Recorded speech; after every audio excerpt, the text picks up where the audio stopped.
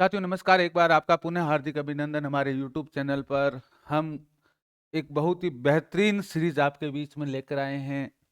जैसा कि आप देख पा रहे हो, सामान्यतः अर्थ आप ये लगाते हो कि KBC का अर्थ क्या है। यहाँ पर जानना पड़ेगा आपको, कौन बनेगा करोड़पति नहीं। हम कोई करोड़पति बनाने के लिए आपके लिए नहीं है।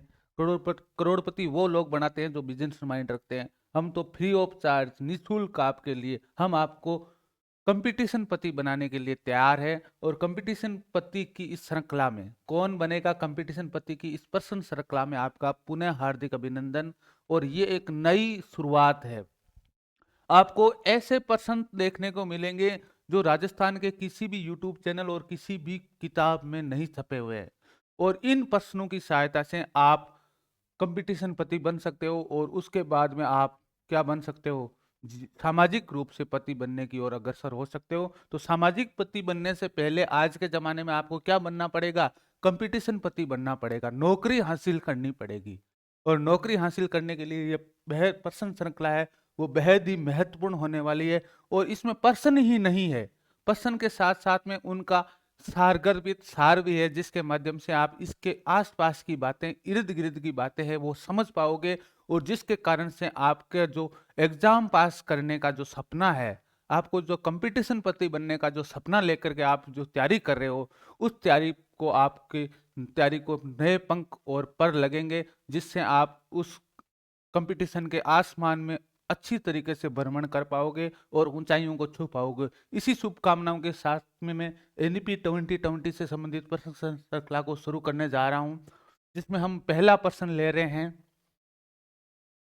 पहला प्रश्न आपके स्क्रीन पर दिखाई दिए गया है। नवगठित मसौदा NEP 2020 नेशनल एजुकेशन पॉलिसी, जैसा कि हम जानते हैं कि राष्ट्रीय शिक्षा नीति, नेशनल शिक्षा नीति 2020 के अध्यक्ष कौन थे। प्रश्न सीधा सीधा आ सकता है। तो इसके अध्यक्ष कौन थे, तो अध्यक्ष कौन थे साहब, ये ध्यान देना आपको। तो अध्यक्ष थे डॉक्टर के कस्तूरी रंगन, डॉक्टर के कस्तूरी रंगन। वसुधा कामत, के अल्फोंस, रामशंकर कुरिल ये सदस्य थे, जबकि अध्यक्ष कौन थे, डॉक्टर के कस्तूरी रंगन। ओके, अब देखते हैं कुछ मेन तथ्य। NEP 2020 is the first education policy of 21 centuries. 21वीं सदी की पहली शिक्षा नीति कौन सी है, तो राष्ट्रीय शिक्षा नीति 2020 है, यानी पहली शिक्षा नीति है 21वीं सदी की। और ये जब लागू हुई तब 1986 की पॉलिसी थी, इससे पहले लागू थी, यानी 34 साल पुरानी 1986 की जो शिक्षा नीति थी उसकी जगह इसको रिप्लेस किया गया है। इसका उद्देश्य प्रत्येक छात्र की अद्वितीय क्षमताओं को, यानी प्रत्येक छात्र में विशिष्ट क्षमताएं हैं, या प्रत्येक छात्र है वो एक दूसरे से क्या है, भिन्न है, विशिष्ट है, यानी व्यक्तिगत भिन्नता है, वो इस अद्वितीयता का क्या बनती है, आधार बनती है बालक की। तो इन क्षमताओं को सामने लाना इसका मुख्य उद्देश्य है। ध्यान देना, इस लाइन को रट लेना। इसका मुख्य उद्देश्य क्या है, प्रत्येक छात्र की अद्वितीय क्षमताएं, प्रत्येक छात्र है, all children are unique, unique abilities है, उनको क्या करना है, उसकी पहुंच तक सुनिश्चित करना है, उनकी अद्वितीय क्षमताओं तक पहुंच सुनिश्चित करना है। किसके माध्यम से, शिक्षा व्यवस्था के माध्यम से। और इस व्यवस्था के लागू होने के बाद में प्रत्येक छात्र की जितनी भी योग्यताएं, जो वास्तव में एक प्रत्येक छात्र की अपनी अपनी विशिष्ट योग्यताएं होती है, उन विशिष्ट योग्यताओं को क्या लाया जाएगा, बाहर लाया जाए, बाहर लाया जाएगा, या उनका क्या किया जाएगा, विकसित किया जा सकेगा, विकसित किया जा सकेगा। 29 जुलाई 2020 को प्रधानमंत्री नरेंद्र मोदी की अध्यक्षता में, ध्यान देना, केंद्रीय मंत्रिमंडल ने राष्ट्रीय शिक्षा नीति 2020 को मंजूरी दी। ये कब मंजूरी दी गई इस शिक्षा नीति को, 29 जुलाई 2020 को। तो ये भी आपको ध्यान में रखना है। इस NEP 2020 को मंजूरी कब दी गई थी, 29 जुलाई 2020 को। इस तथ्य को ध्यान में रखना है आपको, एग्जाम के दृष्टिकोण से अति महत्वपूर्ण तथ्य है। 3-4 बातें सब निकल करके सामने आई। एनईपी 2020 है वो 21वीं सदी की पहली क्या है, शिक्षा नीति है। 1986 की शिक्षा नीति को इसकी जगह रिप्लेस किया गया है। 1986 की जो नीति चल रही थी उसकी जगह एनईपी 2020 लाई गई है। ठीक है, इसका उद्देश्य प्रत्येक छात्र की अद्वितीय क्षमताओं का या विशिष्ट क्षमताओं का क्या करना है, विकास करना है। और 29 जुलाई 2020 को प्रधानमंत्री नरेंद्र मोदी जी की अध्यक्षता में मंत्रिमंडल ने क्या दी थी, कैबिनेट मीटिंग में इसको क्या दी गई थी, मंजूरी दी गई थी। इसके बाद में ये संपूर्ण देश में लागू हुई है और चरणबद्ध रूप से लागू हो रही है। ध्यान देना, एक साथ लागू नहीं हो रही है। जिस जिस तरीके से संसाधन मिल रहे हैं सरकार उस तरीके से इसकी ओर आगे बढ़ रही है। अगला सवाल है, केंद्रीय मंत्रिमंडल ने नई शिक्षा नीति एनईपी नेशनल एजुकेशन पॉलिसी 2020 को कब मंजूरी दी गई थी? तो पिछली स्लाइड में हमने पढ़ा था कब दी गई थी, 29 जुलाई 2020 को। तो यह भी आपको ध्यान में रखना है।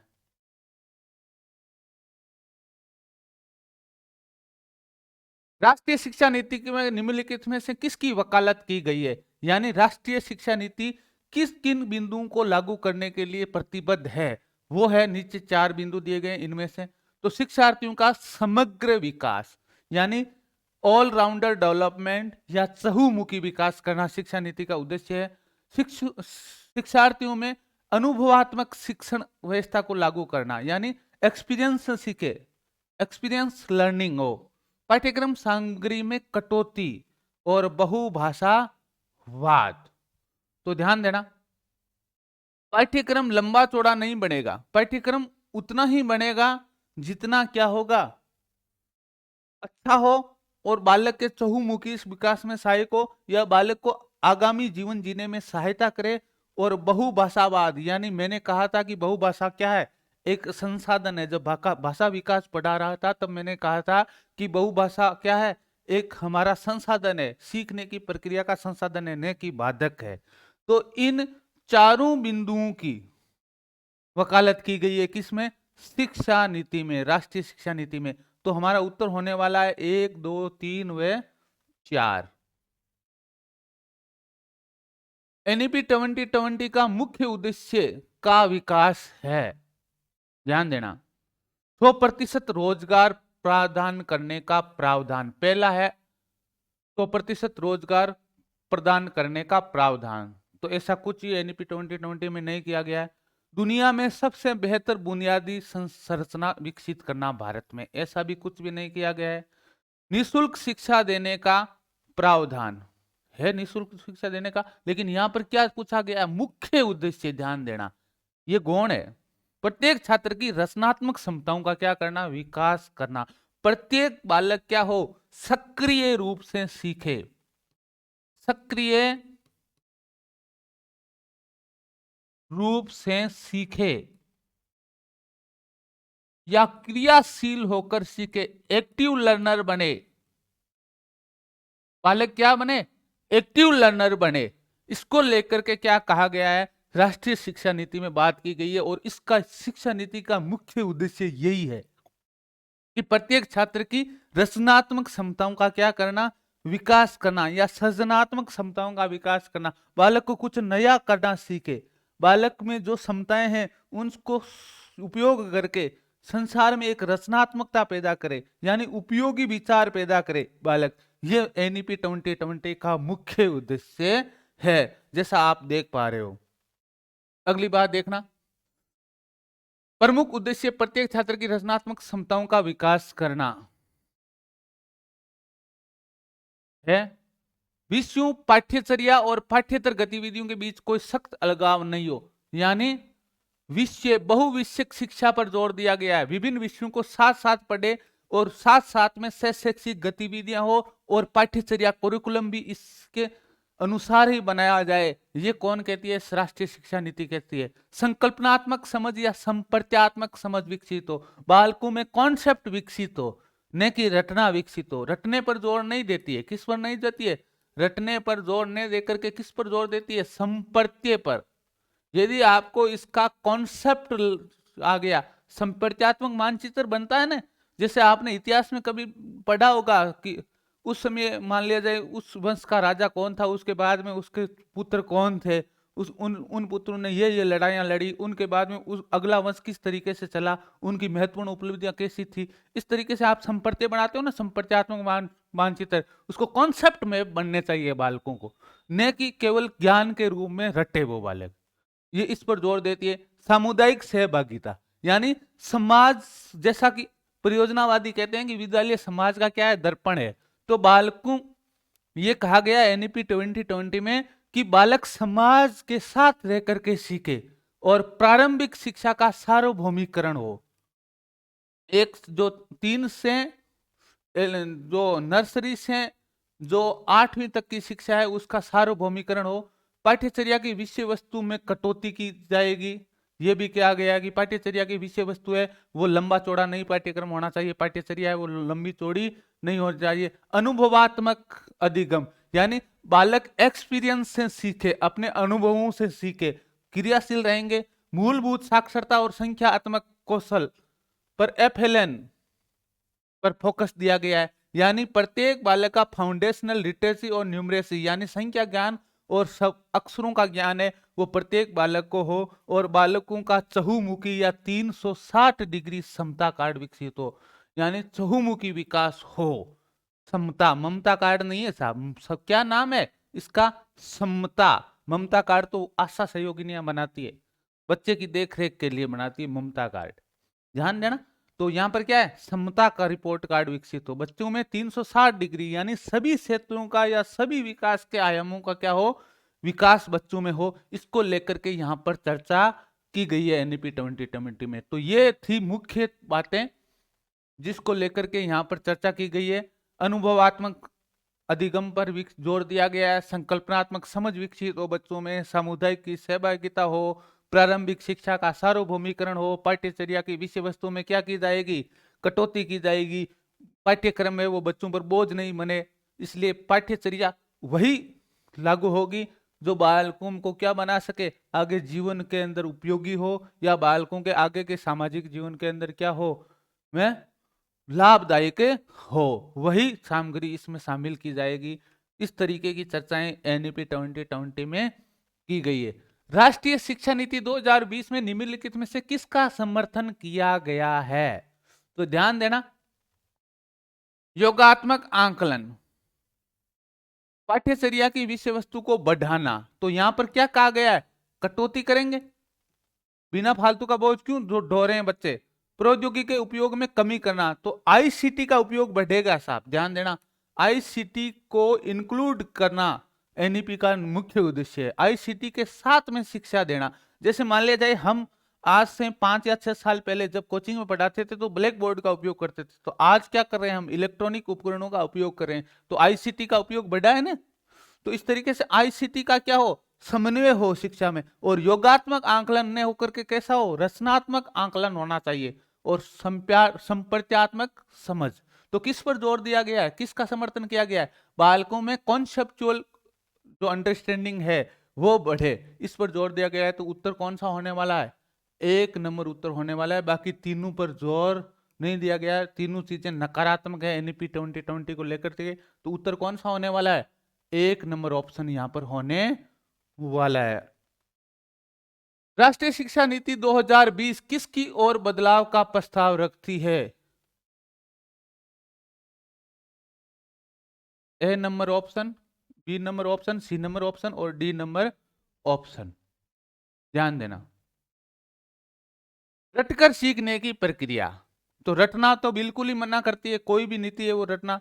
पाठ्यक्रम सामग्री में वृद्धि करना, ये भी क्या करती है, बिल्कुल मना करती है। और मानकीकरण नहीं करना है, कैसा करना है, प्रमाणीकरण और सुबोध्य ज्ञान देना है। कैसा करना है, मानकीकरण ने करके हमें किसकी ओर चलना है, प्रमाणीकरण की ओर चलना है, प्रमाणीकरण की ओर चलना है, ठीक है। तो ये सीखना कि कैसे सीखना है, कि राष्ट्रीय शिक्षा नीति क्या कहती है कि बच्चों को यह सिखाना है कि कैसे सीखा जाता है, तो बच्चे अपने आप सीख लेंगे। तो यहां पर उत्तर कौन सा होने वाला है, ए नंबर ऑप्शन होने वाला है, यानी 1 नंबर ऑप्शन होने वाला है। तो राष्ट्रीय शिक्षा नीति किसकी ओर बदलाव का प्रस्ताव रखती है, ये सीखना कि कैसे सीखा जाता है, लर्निंग टू लर्न, सीखने के लिए सीखना, सीखने के लिए सीखना। एक शब्द ध्यान रखना, कभी कभी ये इस वाक्य को ऐसे भी लिख सकता है, सीखने के लिए सीखना, सीखना सीखने के लिए सीखना, कि सीखना कैसे सीखा जाए इसके लिए सिखाना है बच्चों को। ने कि क्या करना है, केवल तथ्य प्रस्तुत करने हैं बालकों के सामने। अब देखना, नई शिक्षा नीति में स्तंभों पर आधारित है। एनईपी 2020 में कितने स्तंभ है? तो एनईपी 2020 है वो कितने स्तंभों पर खड़ी है? जो एनईपी 2020 की बिल्डिंग है, ये जो संरचना है, उस संरचना है, जो इंफ्रास्ट्रक्चर है, जो संपूर्ण इंफ्रास्ट्रक्चर है एनईपी 2020 का, वो 5 पिलर पर क्या खड़ा है। ओके, अब देखो कौन कौन से 5 है भाई, ध्यान देना। पहला है पहुंच, पहला पिलर है इसका है वो पहुंच है। कौन सा है? पहुंच। और पहुंच का अर्थ आपको ध्यान में रखना है, जाति, पंथ, स्थान और लिंग के बावजूद सभी बच्चों की तुलनीय गुणवत्तापूर्ण प्रारंभिक शिक्षा सुनिश्चित करना। यानी बिना किसी जाति का भेदभाव किए, बिना किसी पंथ का भेदभाव किए, बिना किसी स्थान का भेदभाव किए, या बिना किसी लिंग का भेदभाव किए, सभी बच्चों की गुणवत्तापूर्ण प्रारंभिक शिक्षा सुनिश्चित करना क्या होगी? पहुंच होगा। पहला पिलर है वो पहुंच है। दूसरा पिलर ध्यान देना कौन सा है? समता, समता, इक्विटी। छात्रों को व्यक्तिगत सहायता प्रदान करना, यानी जो बालक, प्रत्येक बालक पर हमें ध्यान केंद्रित करना है, और जो बालक जहां पर भी कठिनाई महसूस करता है उसको वहां पर हमें व्यक्तिगत सहायता देनी है, या स्टेप होल्डिंग देना है, या सहारा देना है, या उसको संरचनात्मक निर्माणवाद तरीके से आगे बढ़ाना है, ताकि बच्चा को क्या हो, सामग्री बच्चों को क्या हो, अधिक सुबोध्य हो बच्चों के लिए, और अधिक सामग्री को, अधिक से अधिक सामग्री को ग्रहण करके वो एक समाजोपयोगी पिंड बन सके। गुणवत्ता, अगला पिलर है गुणवत्ता। सभी छात्रों को गुणवत्तापूर्ण शिक्षा प्रदान करना, यह है कि क्वालिटी एजुकेशन है वो होनी चाहिए। अगला पिलर है वो है वहनीयता।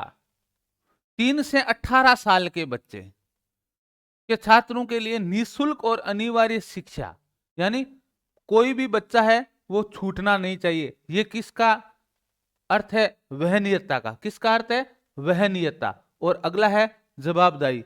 ये सभी छात्रों के लिए शैक्षिक परिणामों में सुधार करने और आवश्यक सुधारों को प्रबल करने, सुगम बनाने और स्कूलों और जिला स्तरीय विद्यालयों को जवाबदेह ठहराने के लिए उपयोग में लाई जाने वाली नीतियां और प्रक्रियाओं का संग्रह। यानी संपूर्ण सरकार या समुचित सरकार इस बात के लिए जवाबदेह होगी कि बालकों के शैक्षिक परिणामों में किस तरीके से उन्नयन हो, बालकों का समग्र विकास कैसे हो, बालकों में रचनात्मक सक्रिय का विकास कैसे हो, बालकों में संपर्कात्मक समझ कैसे विकसित हो, और बालक बिना बोझ के शिक्षा को कैसे ग्रहण करे, ताकि आगे आने वाले दिनों में वो एक समाजोपयोगी पिंड बन सके। इसको लेकर के क्या किया गया है? जवाबदेही सुनिश्चित किए गए। तो कितने पिलर हो गए? ये 5 पिलर हो गए, पहुंच, गुणवत्ता, वहनीयता, समता और जवाबदेही। तो इसके अर्थ आपको ध्यान में रखना है। समता यानी प्रत्येक छात्र को व्यक्तिगत सहायता करना, चाहे किसी भी वर्ग का हो, किसी भी वर्ग का हो, जहां पर भी सीखने में कठिनाई आती है उसको हमें क्या करनी है? सहायता प्रदान करनी है। ऐसी शिक्षण टेक्निक्स का उपयोग करना है जिससे वो उस पहाड़, उस कठिनाई से वो क्या हो सके, ऊपर उठ करके शिक्षा ग्रहण कर सके। और प्रत्येक बालकों को क्या देनी चाहिए? गुणवत्तापूर्ण शिक्षा, और 3 से 18 साल के छात्रों को निःशुल्क और अनिवार्य शिक्षा। यहां पर ध्यान देना, 3 से 18 साल के बच्चों के लिए, ठीक है। जो हमारा था आरटी 2009, वो था 6 से 18 साल के बच्चों के लिए। लेकिन अब क्या है? एनईपी 2020 किसकी वहनीयता करती है? 3 से 18 साल के बच्चों की, ठीक है।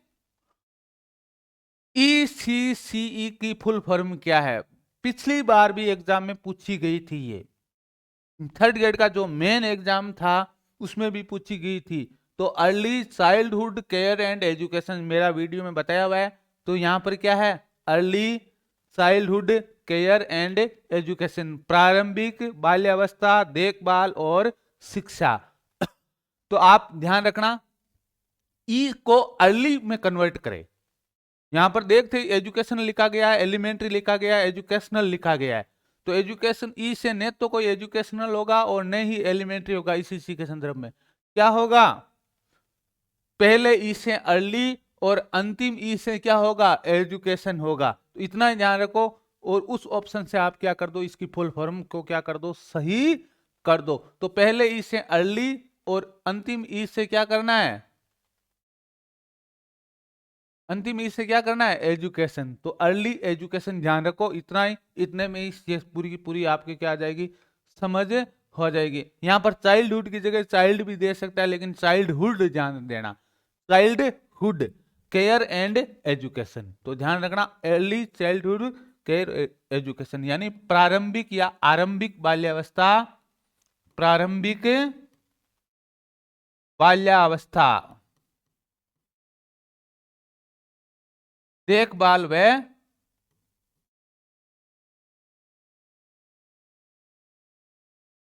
व शिक्षा।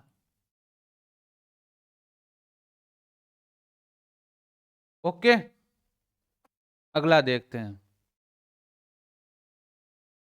जैसा कि देखा गया है, प्रारंभिक early childhood care and education का नाम दिखाया गया प्रारंभिक बचपन, बाल्यावस्था को क्या कह सकते हैं, बचपन, देखभाल एवं शिक्षा, देखभाल शिक्षा। यानी ये क्या कहना चाहता है, यूनिवर्सल एक्सेस, यानी प्रत्येक बच्चे तक क्या हो, सार्वभौमिक पहुंच, सार्वभौमिक पहुंच, यानी प्रत्येक बच्चा है वो इसी की एजुकेशन को प्राप्त करे, सार्वभौमिक पहुंच। ठीक है, फाउंडेशनल लर्निंग करिकुलम, यानी बुनियादी अधिगम पाठ्यचर्या या मूलभूत या बुनियादी, फाउंडेशनल को क्या कहते हैं, बुनियाद यानी नींव, अधिगम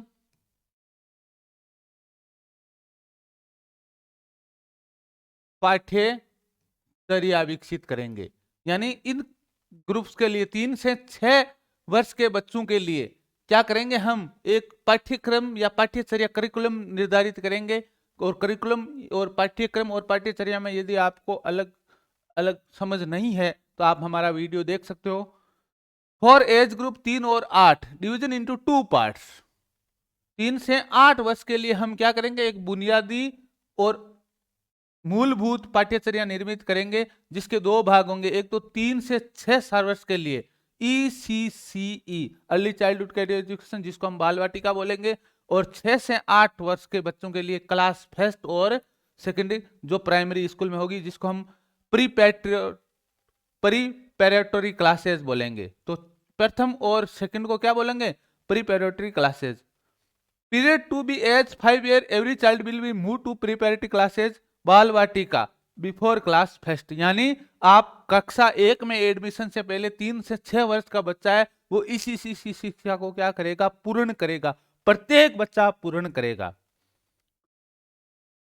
और इस शिक्षा को देने का जो मूल काम है, इस CC का जो देने का मूल काम है, वो एक मंत्रालय नहीं करेगा, इसमें बहुत सारे मंत्रालयों की निगरानी रहेगी जो इससे जुड़े हुए हैं। तो HRD ह्यूमन राइट डेवलपमेंट, मानव संसाधन विकास मंत्रालय, यानी वो अब क्या बन गया है, शिक्षा मंत्रालय बन गया है। अब क्या बन गया है, शिक्षा मंत्रालय। महिला और बाल विकास मंत्रालय,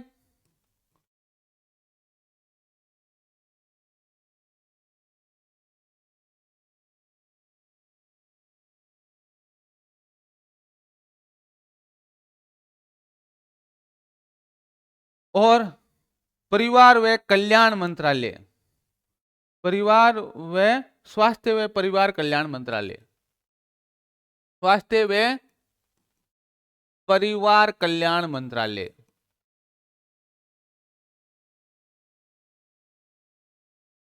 मंत्रालय ध्यान देना, स्वास्थ्य व परिवार कल्याण मंत्रालय, और जनजाति मंत्रालय, ट्राइब्स अफेयर्स का मतलब होता है जनजाति मामलात मंत्रालय, जनजाति कल्याण मंत्रालय, अफेयर्स वो बोलते हैं कल्याण मंत्रालय या जनजाति मामलात मंत्रालय। यानी अब देखा गया, सरकार ने देखा कि यदि हम एजुकेशन डिपार्टमेंट को दे देंगे ये मात्र 3 से 6 वर्ष की जो ईसीसी का जो पाठ्यक्रम है, पाठ्यचर्या है, वो इसको दे देंगे केवल, तो इनसे पार नहीं पड़ेगी। क्योंकि एक बालक है जिसका शारीरिक विकास भी हो रहा है, उसका मानसिक विकास भी हो रहा है, उसका सामंगिक विकास भी हो रहा है, और वो अपनी माता के साथ में भी जुड़ा हुआ है, अपने परिवारजनों के साथ में भी जुड़ा हुआ है, उसको दूध की भी आवश्यकता है, उसको पोषण की भी आवश्यकता है। तो संपूर्ण ये जो 3-4 मंत्रालय जो इस कैडर को देखते हैं, यहां ध्यान देना।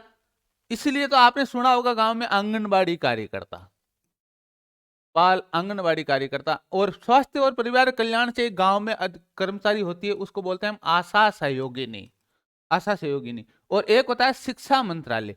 तो यहां पर ध्यान देना, बच्चों के संज्ञानात्मक विकास के लिए जो पाठ्यचर्या बनेगी उसका मुख्य केंद्र होगा शिक्षा मंत्रालय। वहां से समझ आएगी कि बच्चों के कौन कौन सी पाठ्यचर्या में कौन कौन से शामिल करने, कौन कौन से बिंदु शामिल करने किताबों में, वो तो काम करेगा कौन करेगा, शिक्षा मंत्रालय। बच्चों के पोषण को लेकर के जो काम करेगी, जो गाइडेंस देगी सरकार को, वो देगा महिला एवं बाल विकास मंत्रालय। और स्वास्थ्य और परिवार कल्याण मंत्रालय बच्चों के स्वास्थ्य को लेकर के क्या क्या जरूरत है, किस तरीके की दवाइयां और किस तरीके के पूरक आहार देने चाहिए ताकि बच्चों के अंदर क्या हो, बच्चों का क्या हो, सर्वांगीण विकास हो। और जनजाति मामलात मंत्रालय को इसलिए लाया गया है क्योंकि ये समस्याएं सर्वाधिक है वो ट्राइबल एरिया में है, जहां पर बच्चे क्या रह जाते हैं, कुपोषित रह जाते हैं, उनका शारीरिक विकास सही तरीके से नहीं हो पाता है। तो जनजाति मंत्रालय निरंतर रूप से ये निगरानी रखेगा कि इनके क्षेत्रों तक है वो क्या है, ये पाठ्यचर्या पहुंच रही है या नहीं पहुंच रही है। तो ये ईसीसी के संचालन की जिम्मेदारी 4 मंत्रालयों को है। ऐसा कौन कौन से मंत्रालय? पहला हमारा शिक्षा मंत्रालय, ये पहले किसके अंडर में आता था पूर्णतः मामला? ये पहले पूर्णतः मामला आता था महिला एवं बाल विकास मंत्रालय। अब 4 मंत्रालयों की साझी जिम्मेदारी दे दी गई है। शिक्षा मंत्रालय की अलग अलग सेक्टर में फोकस करेगी, जैसा मैंने पिछली बार पहले बताया है कि शिक्षा मंत्रालय किस पर फोकस करेगा, संज्ञानात्मक विकास। और महिला और बाल विकास मंत्रालय उनके पोषण को लेकर के, और स्वास्थ्य एवं परिवार कल्याण मंत्रालय उसके स्वास्थ्य को लेकर के, और जनजाति मंत्रालय ये सुनिश्चित करेगा कि इनकी ट्राइबल्स एरिया तक पहुंच सुनिश्चित हो पा रही है या नहीं आ पा रही है, यूनिवर्सल एक्सेस है या नहीं, या केवल ये एक बड़े क्षेत्रों तक या जो मैं कहूं तो सहभ्रांत लोगों तक तो सीमित नहीं रह गया है। ओके, तो ये 4 मंत्रालयों की संयुक्त जिम्मेदारी होगी। किसकी जिम्मेदारी होगी? ईसीसी के संचालन की जिम्मेदारी होगी। ये संयुक्त रूप से काम करेंगे। अब देखो बहुत ही इंपॉर्टेंट, इसको रट लेना आप, और ये निश्चित रूप से यही आने वाला है आपकी बार एग्जाम में। ईसीसी का पाठ्यक्रम है वो बनाया जाने वाली संस्था है, वो किसके द्वारा तैयार किया जाएगा? एनसीईआरटी के द्वारा तैयार किया जाएगा, और उसका नाम क्या है? National council for research and turning, national council of research and turning, NCER, educational turning, NCERT, national council for educational research and turning, NCERT के द्वारा तैयार किया जाएगा। और ईसीसी का जो पाठ्यक्रम है उसको हम किस नाम से जानेंगे? एनसीपीएफईसीसी। ईसीसी को ध्यान देना, एनसीपीएफ जोड़ना है। ईसीसी तो हमें पता है अर्ली चाइल्डहुड केयर एजुकेशन, तो national curriculum and pedagogical framework. देखो क्या नाम है, प्रारंभिक बचपन शिक्षा के लिए राष्ट्रीय पाठ्यचर्या और शैक्षिक ढांचा। प्रारंभिक बचपन शिक्षा के लिए ईसीसी के लिए राष्ट्रीय पाठ्यचर्या और शैक्षिक ढांचा इसका नाम दिया गया है, शैक्षणिक ढांचा। पेडागोजिकल को क्या बोलेंगे? शैक्षणिकल, और फ्रेमवर्क को क्या बोलेंगे? ढांचा। फॉर किसके लिए? Elementary childhood education, for elementary childhood education, care and education. तो राष्ट्रीय प्रारंभिक बचपन की शिक्षा के लिए जो पाठ्यचर्या तैयार की गई है वो क्या है, NCPF, national curriculum and pedagogical framework for early childhood care and education, इसका पूरा नाम होगा। और ये ध्यान देना, इसकी जो पाठ्यचर्या होगी वो बहुआयामी रूपरेखा पर आधारित होगी, और जिसमें क्या शामिल होंगे, ध्यान देना, अक्षर शामिल होंगे, जो बालकों को पढ़ाया जाता है ना, बाल वाटिका की किताबें आई अभी, उसमें अक्षर शामिल होंगे, उसमें भाषाएं शामिल होगी, स्थानीय भाषा है, संख्याएं शामिल होगी, गिनती शामिल होगी, रंग शामिल होंगे, आकार शामिल होंगे, इंडोर व आउटडोर खेल शामिल होंगे, पहेलियां शामिल होगी, तार्किक सोच को विकास करने वाली सामग्री शामिल होगी, समस्या समाधान को विकास के लिए सामग्री शामिल होगी, ड्राइंग और पेंटिंग यानी चित्रकला और रंग भरने की कला है उसको भी क्या किया जाएगा, विकसित किया जाएगा, और अन्य शामिल है। तो इसके जो मेन बिंदु है इसकी पाठ्यचर्या में कौन कौन शामिल है, अक्षर है, भाषाएं हैं, संख्याएं हैं, गिनती है, रंग है जैसे छोटे बच्चों के लिए आवश्यक है, आकार है, इंडोर व आउटडोर गेम है, और तार्किक सोच और समस्या समाधान और ड्राइंग और पेंटिंग के पाठ्यचर्या में बिंदु शामिल होंगे। और इसका नाम क्या है, NCPF, इतना ध्यान रखना, NCPF, national curriculum and pedagogical framework, national curriculum and pedagogical framework for early childhood care and education, इसका पूरा नाम है। यानी मैं कहूं तो प्रारंभिक बचपन शिक्षा एवं देखभाल के लिए राष्ट्रीय पाठ्यचर्या और शैक्षिक ढांचा किसके द्वारा तैयार किया गया है, NCERT के द्वारा तैयार किया गया है। और इसमें सारे के सारे मंत्रालय जो मैंने पीछे बताए थे 4 मंत्रालय, उनकी राय लेकर के तैयार किया गया है। और इसकी पाठ्यचर्या में ये है वो शामिल है। इसके अलावा शारीरिक विकास के लिए, मानसिक विकास के लिए बहुत सारी चीजें शामिल की गई है, लेकिन मुख्य रूप से आपको इतना सा ध्यान रखना है। ओके, अगली देखते हैं।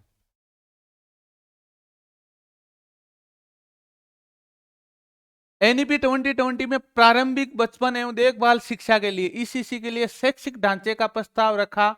ECC शैक्षिक ढांचे का क्या नाम दिया गया है, तो NCPF, मैंने क्या कहा है, आगे आपको ध्यान रखना है, NCPF।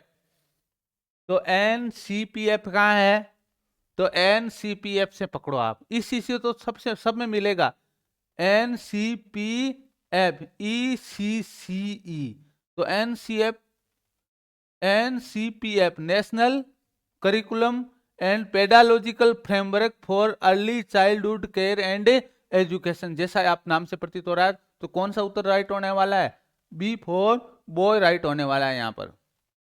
अगला देखते हैं, पूरे देश में उच्च गुणवत्ता वाली ECC तक सार्वभौमिक पहुंच का लक्ष्य चरणबद्ध तरीके से लागू किया जाएगा। यानी ECC अभी लागू नहीं की गई है और ECC लागू होगी, तो ECC के विभिन्न शिक्षा संस्थानों के माध्यम से वितरित किया गया है। यानी अब इनको लागू करने का काम कौन करेंगे, शिक्षा संस्थान काम करेंगे। तो बेजोड़ संस्था का नाम बताइए, जो संस्थान है वो इसको लागू करने में सहायता नहीं करेगी, उसको आपको चुनना है। तो देखो, ECC को पहुंच को, सार्वभौमिक पहुंच को सुनिश्चित करने के लिए 4 तरीके के स्कूल्स है वो केंद्र सरकार ने निर्धारित किए गए हैं। यानी खुद आंगनबाड़ियों में चलाएगी ECC शिक्षा, कहां चलाएगी, आंगनबाड़ियों में चलाएगी। तो स्टेट एलोन आंगनबाड़ियां, यानी खुद संरचनात्मक रूप से खड़ी हुई आंगनबाड़ियों में चलाएगी। पहला तो है कहां चलाएगी। अब कुछ आंगनबाड़ियों को क्या कहा गया है, स्कूलों में समन्वित कर दिया गया है। कुछ आंगनबाड़ियों को क्या कर दिया गया है, स्कूलों में समन्वित आंगनबाड़ियां, स्कूलों में समन्वित आंगनबाड़ियां।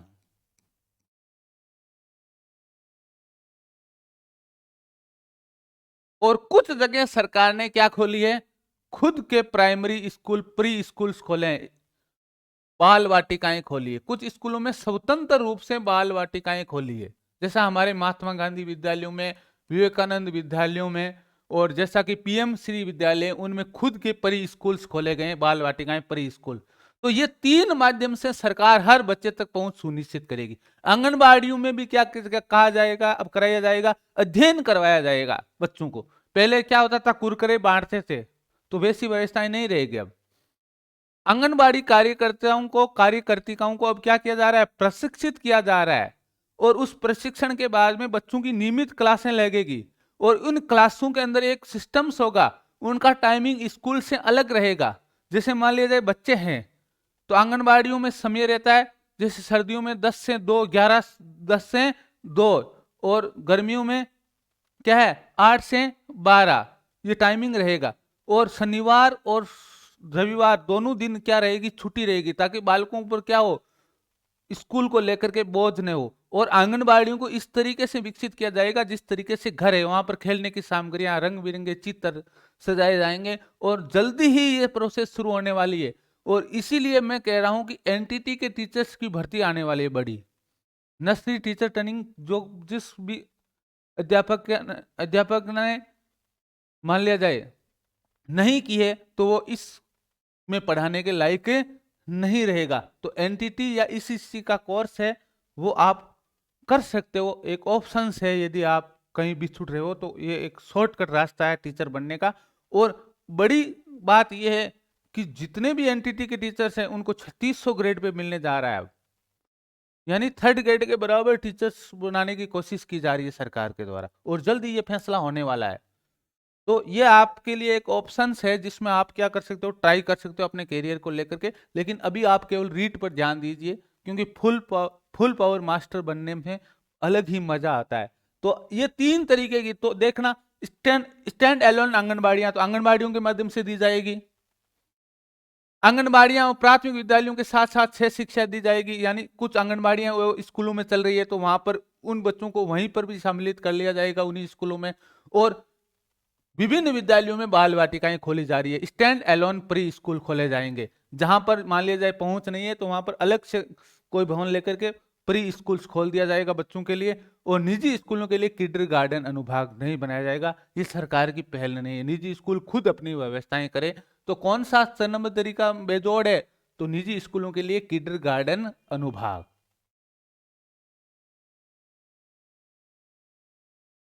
एमएचआरडी शिक्षा मंत्रालय, एमएचआरडी एमएचआरडी शिक्षा मंत्रालय कहेंगे हम,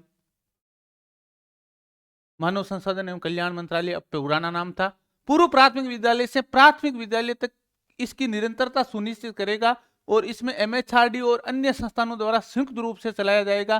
कृपया एक विषम उदाहरण को चिन्ह लगाइए। यानी जो ईसीसी है, ईसीसी की पाठ्यचर्या को लागू करने के लिए मैंने अभी बताए थे 4 मंत्रालय। कितने मंत्रालय बताए थे? 4 मंत्रालय बताए थे। तो एक तो मानव संसाधन मंत्रालय खुद है शिक्षा मंत्रालय, एक कौन सा है child women and child development मंत्रालय है, और एक कौन सा है health and family welfare education का मंत्रालय है वो भी है, और एक इसके साथ में और कौन शामिल है ट्राइबल्स मंत्रालय, ट्राइबल अफेयर मंत्रालय है जो मिनिस्ट्री है वो भी शामिल है। लेकिन SWE मंत्रालय है वो इसमें शामिल नहीं है, SWE मंत्रालय है वो शामिल इसमें नहीं है। तो ऑप्शन कौन सा राइट होगा? डी ऑप्शन राइट होने वाला है यहाँ पर। एनईपी 2020 में नई पाठ्यचर्या संरचना में कई बदलाव किए गए। पाठ्यचर्या संरचना एनईपी 2020 क्या है? अब देखो यहां से समझने की बात है, ध्यान देना।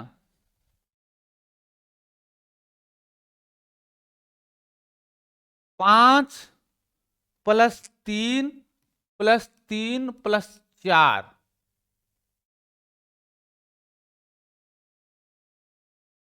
ओके, ध्यान देना। 5 वर्ष किस में रहेगा? मूलभूत स्तर पर रहेगा। उसके बाद में प्रीपैरेटरीज और मूलभूत को दोनों को किस में शामिल किया गया है? प्रीपैरेटरीज। इसके बाद में क्या चलाया जाएगा? प्रारंभिक एजुकेशन, यानी तीसरी, चौथी और पांचवी, फिर छठवीं, सातवीं और आठवीं, फिर 9, 10, 11 और 12, जैसा मैंने पहले पढ़ा रखा है। तो कौन सा फॉर्मूला मॉडल लागू किया गया है? 5 +3 +3 +4 का फॉर्मूला लागू किया गया है। आगे देखते हैं कि यह क्या है इसका।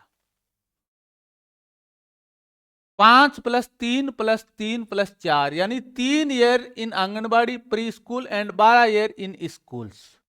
यानी आंगनबाड़ी में कितने साल होंगे, प्री स्कूल में 3 वर्ष होंगे, और 12 वर्ष किस में बिताएगा बच्चा आगामी। 3+3+4 कितने हो गए, 2 साल उसमें से निकाल लो, मूलभूत बुनियादी स्तर से, तो 2 साल वो हो गए, 3 2 5, 5 2 5 3 कितने हो गए 8, 8 और 4 कितने हो गए 12 वर्ष किस में बिताएगा, स्कूलों में बिताएगा। अब देखो यहां पर फाउंडेशनल स्टेज में जो यहां से देखना 5 वर्ष, जो LKG UKG nursery, LKG UKG nursery और कक्षा प्रथम और कक्षा द्वितीय, उसको हमने क्या नाम दिया है, एल के जी, यूकेजी और नर्सरी और कक्षा फर्स्ट व कक्षा सेकंड, उसको हमने क्या नाम दिया है, हमने फाउंडेशनल स्टेज नाम दिया है, यानी बुनियादी या मूलभूत अवस्था शिक्षण की। उसमें हम क्या करेंगे, प्ले और एक्टिविटी बेस्ड लर्निंग कराएंगे, यानी खेल और गतिविधियों के माध्यम से क्या कराएंगे, अधिगम करवाएंगे।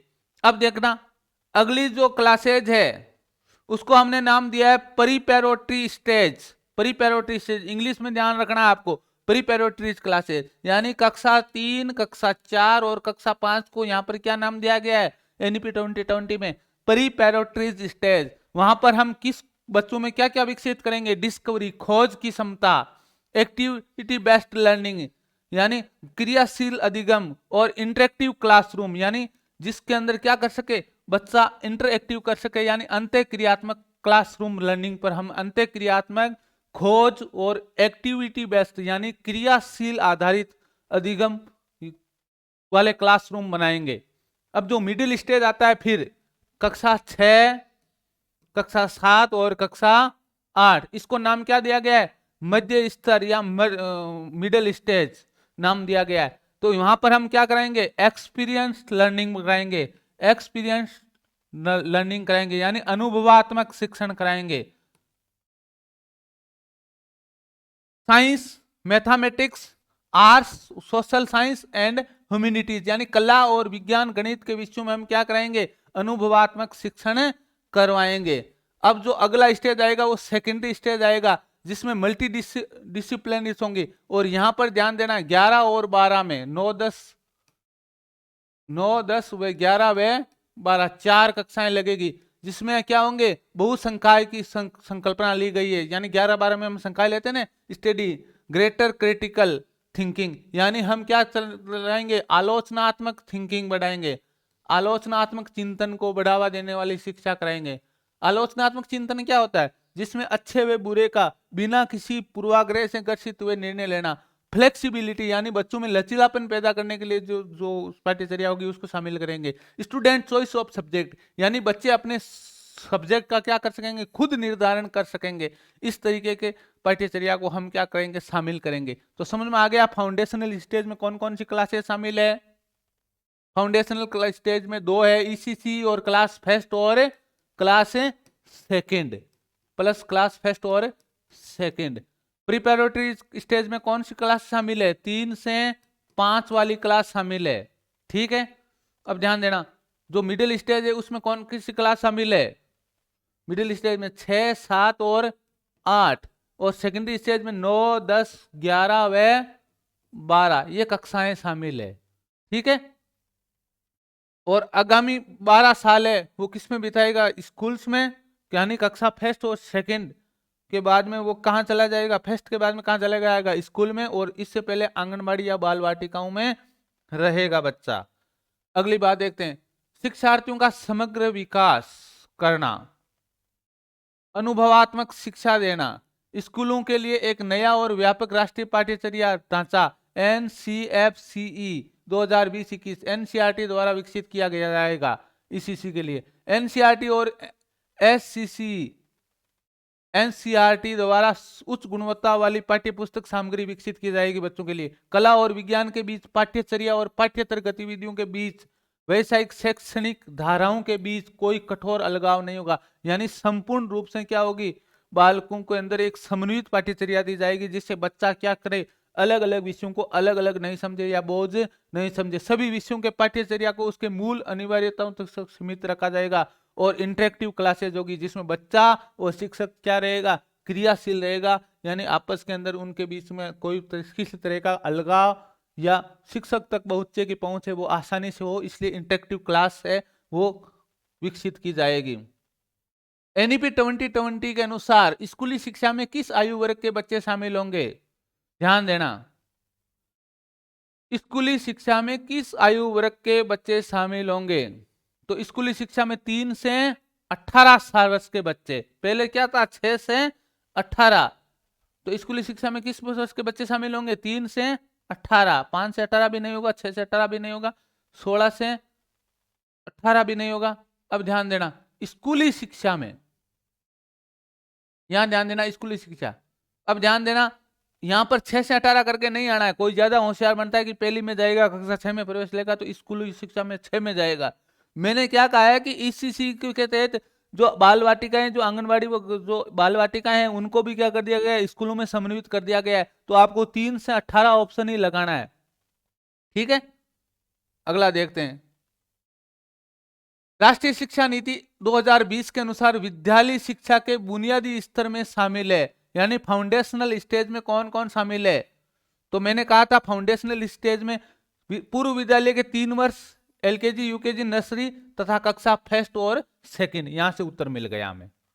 पूर्व विद्यालय के 3 वर्ष, कक्षा फर्स्ट, सेकंड और थर्ड, नहीं होगा 4, 5, क्योंकि यहां से क्लासें किस में चली जाएगी, 3, 4 और 5 की क्लासें वो किस में चली जाएगी, प्रीपैरेटरी स्टेज में चली जाएगी। प्राथमिक विद्यालयों के 5 वर्ष के बच्चे नहीं शामिल होंगे। पूर्व विद्यालय के 3 वर्ष के बच्चे, पूर्व विद्यालय के 3 वर्ष के बच्चे ईसीसी में शामिल होंगे। किस में शामिल होंगे? ईसीसी।